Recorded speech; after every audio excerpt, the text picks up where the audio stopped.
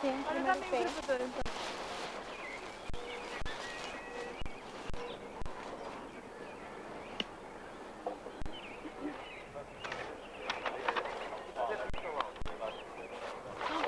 Oh, Helena, tu tens os números das canções. Quando o Rui Esteves me apresentou pela primeira vez a ideia deste projeto, em primeiro lugar, a minha primeira tentação foi aceitar pelo enorme desafio que é ver o meu trabalho através de uma câmara ou ver o meu trabalho enquadrado num ecrã, que é uma experiência que eu não tenho e por isso essa novidade e esse desconhecido atraiu-me de imediato. Acontece que quando ouvi a música que ele me propunha para trabalhar, assustei-me e tive algum tempo, enfim, a refletir se deveria ou se poderia aceitar, porque não sabia se era capaz de agarrar aquela música que me parecia difícil, complexa e ao mesmo tempo muito bela.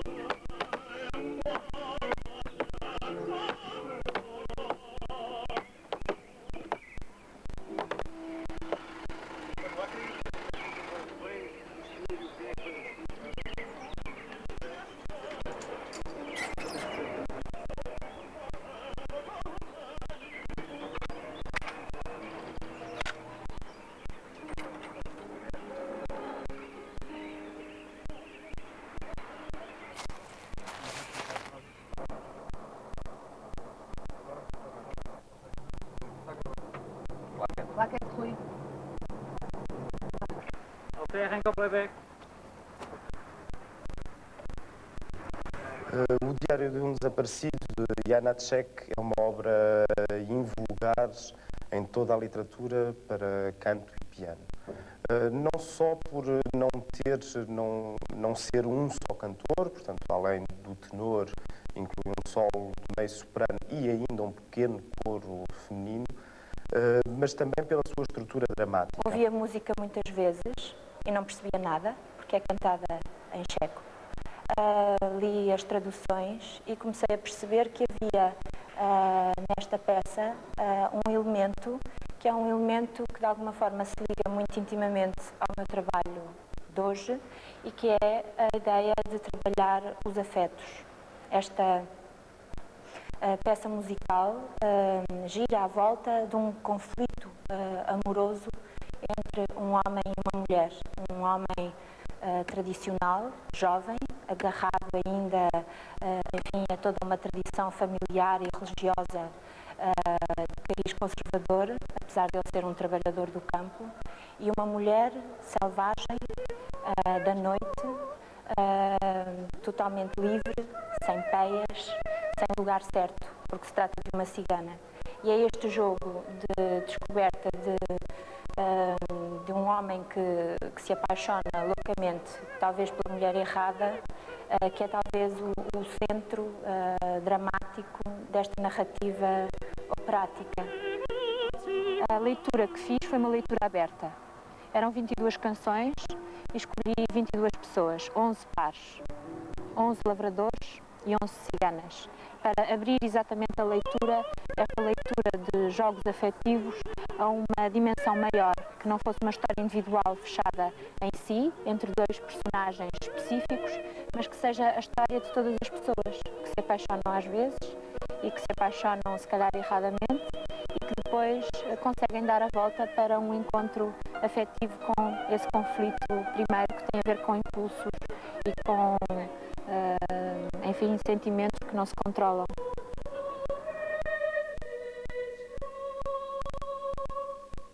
Por outro lado, há na história destas canções um lugar que é realmente uma zona de terra que se lavra junto de uma aldeia e um outro lugar que é a casa desta cigana, que é a própria floresta. Trata-se de um trabalho em campo aberto e a relação que cada intérprete estabelece com o meio onde está a realizar o trabalho tem uma grande importância e, no fundo, cada um de nós acabou, ao longo deste período de ensaios, por criar uma relação própria com a terra, com as árvores, com as folhas, com este ambiente natural onde nós estamos a trabalhar, embora nós estejamos aqui a fazer um trabalho de caráter naturalista. Não se trata disso. Trata-se de criar uma relação teatral com um mundo que é natural.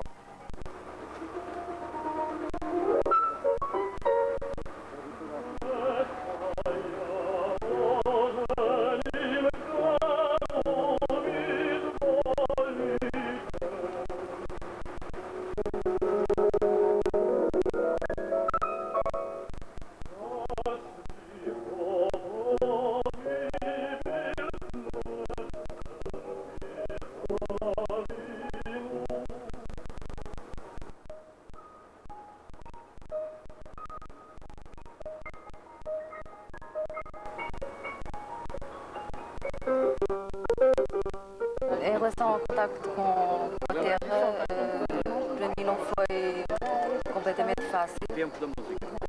Apesar de o contacto com a terra não me ser desagradável, pelo contrário.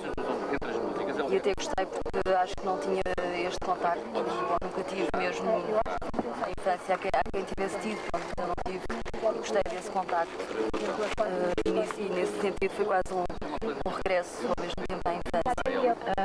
Para mim tem sido difícil, embora tenha uma relação ótima com a terra, mas há muito calor e a terra está muito dura. E os meus movimentos são muito bruscos, por vezes, e pronto. É difícil o meu corpo se modelar a terra, por vezes. Não é fácil porque o corpo fica magoado, porque a terra magoa. Nós estamos todos cheios de riscões e beliscos, e estamos beliscados, arranhados, com feridas. Mas não é que isso seja a expressão de uma coisa difícil. Não, acho que o processo de adesão que implicou a construção de uma coisa muitíssimo interessante, de uma forma interessante.